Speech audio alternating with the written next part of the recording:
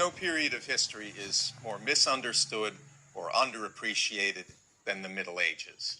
The 10 centuries from the fall of the Roman Empire in the 5th century to the start of the Renaissance in the 15th.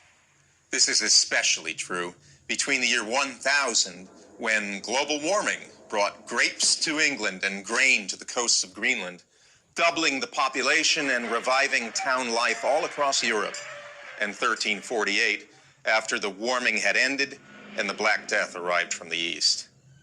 Let's take a closer look at these years. We'll make a good start by dispelling some nonsense. The people of the Middle Ages did not believe the earth was flat. They knew it was round. The ancients said it was round. The fathers of the church said it was round. They saw its shadow during an eclipse of the moon, and the shadow was round. They saw masts of ships sinking below the horizon. Round. More nonsense. The Middle Ages were cheerless. Quite the reverse. They were full of color, of celebrations involving everybody in town. They invented the carnival. They revived popular drama, which had lain dormant for 1,000 years. Whatever they did, whether it was sinning or fighting or repenting or falling in love or traveling thousands of miles to Rome or to the Church of the Holy Sepulchre, they did it with energy and gusto. What do we owe to the Middle Ages? How about the university? Medieval man invented it.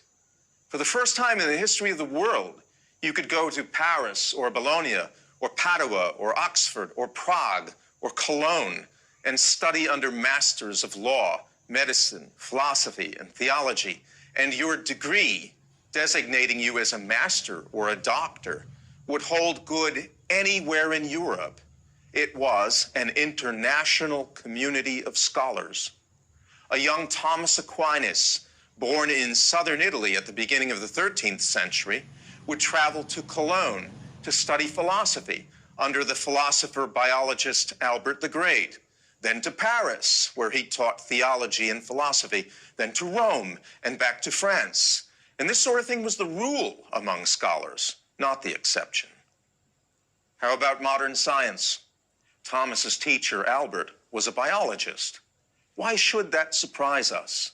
Medieval man believed that God made the world as an ordered whole. They learned it both from scripture and from pagan thinkers, such as Aristotle. Science did not burst on the scene with Galileo. Copernicus died in the 16th century, but he was a priest astronomer at a Polish university founded in the Middle Ages. He wasn't even the first man to suggest that the Earth orbited the sun. Others had ventured the suggestion. Most prominent was the late medieval Nicholas of Cusa, a philosopher and a cardinal in the church. How about architecture?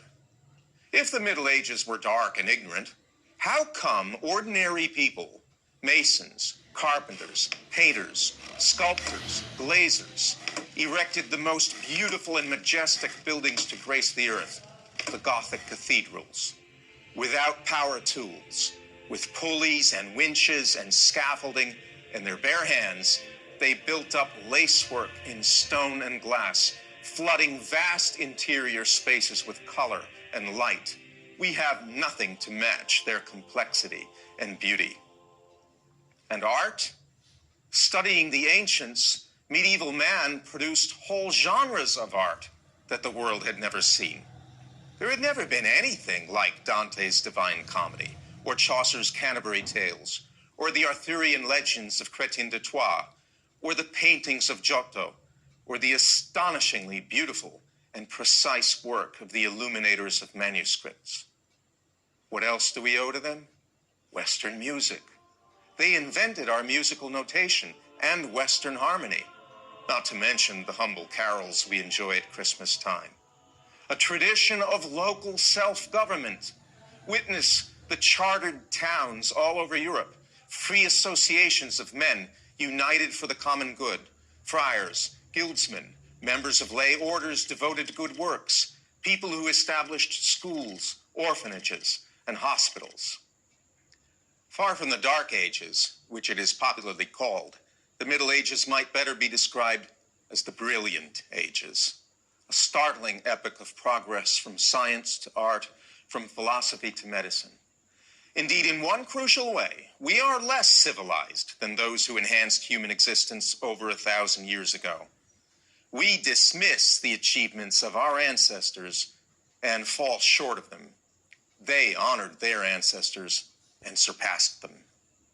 I'm Anthony Esolen of Providence College for Prager University.